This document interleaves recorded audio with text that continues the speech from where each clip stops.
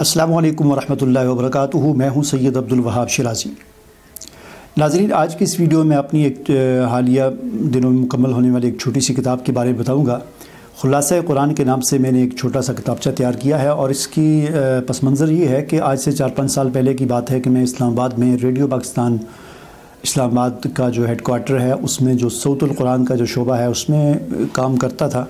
وہاں پر میری کچھ ذمہ داری تھی کہ آپ جانتے ہوں کہ صوت القرآن کے نام سے FM پر ایک چینل ہے، اس پر صبح سے 5 بجے سے لے کر رات 12 بجے تک، اور شاید 24 گھنٹے مجھے کنفرم نہیں ہے، اس پر مسلسل جو ہے تلاوت چلتی رہتی ہے۔ 4-5 سال پہلے میں وہاں پر کچھ عرصہ میں نے ذمہ داری نبھائی تھی، اور میری وہاں پر ذمہ داری یہ تھی کہ جب ایک سپارہ مکمل ہو جاتا تھا تلاوت و ترجمے کا، تو پھر اگلا سپارہ شروع ہونے سے پہلے اس سپارے میں آنے والی صورتیں جو ہوتی تھیں ان کا تعارف اور ایک خلاصہ جو ہے وہ بیان کرنا ہوتا تھا۔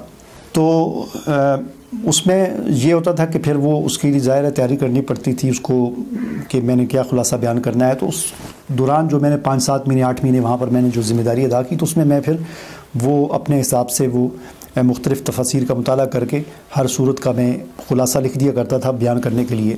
تو وہ سورہ فاتحہ سے لے کر 28ویں پارے میں سورہ جمعہ تک وہاں پر تک میں نے مکمل کیا تھا۔ پھر میں وہاں سے میں نے چھوڑ دیا، اور پھر وہ خلاصہ بھی وہیں تک رہا 3-4 سال تک۔ پھر مجھے ٹائم ہی نہیں ملا، ذہن سے ہی نکل گیا۔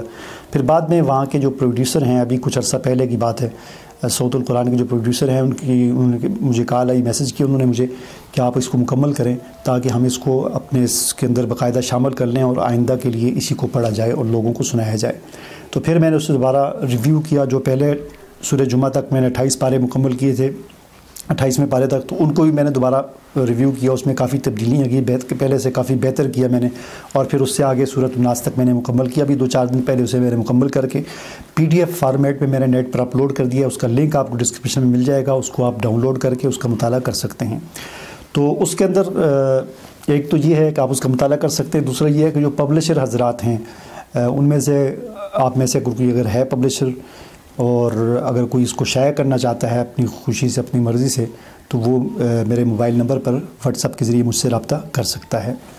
دوسری بات یہ ہے کہ اس خلاصے کی خاص بات یہ ہے کہ اس کو انتہائی مختصر اور جامعیت کے ساتھ بنانے کی کوشش کی گئی ہے، اور یہ کوشش کی ہے کہ کسی بھی صورت کا خلاصہ ایک صفحے سے زیادہ نہ ہو، کیونکہ وہاں پر اسی طرح کی روٹین ہوتی تھی، وہ 2-3 منٹ سے زیادہ ٹائم نہیں ہوتا تھا، تو اس لیے بھی انتہائی مختصر خلاصہ بیان کرنا ہوتا تھا۔ تو اس اعتبار سے اس کو میں نے مرتب کیا ہے، اور تقریباً یہ ہے کوئی 140-35-40 صفحات ہیں، اور ابتدائی کچھ صورتیں ہیں ان کا خلاصہ تھوڑا سا ایک صفحے سے زیادہ ہو گیا، 1.5 صفحہ 1.25 صفحہ، لیکن زیادہ تر کوشش یہ کی ہے کہ ایک ہی صفحے کے اندر ایک صورت کا خلاصہ ہو۔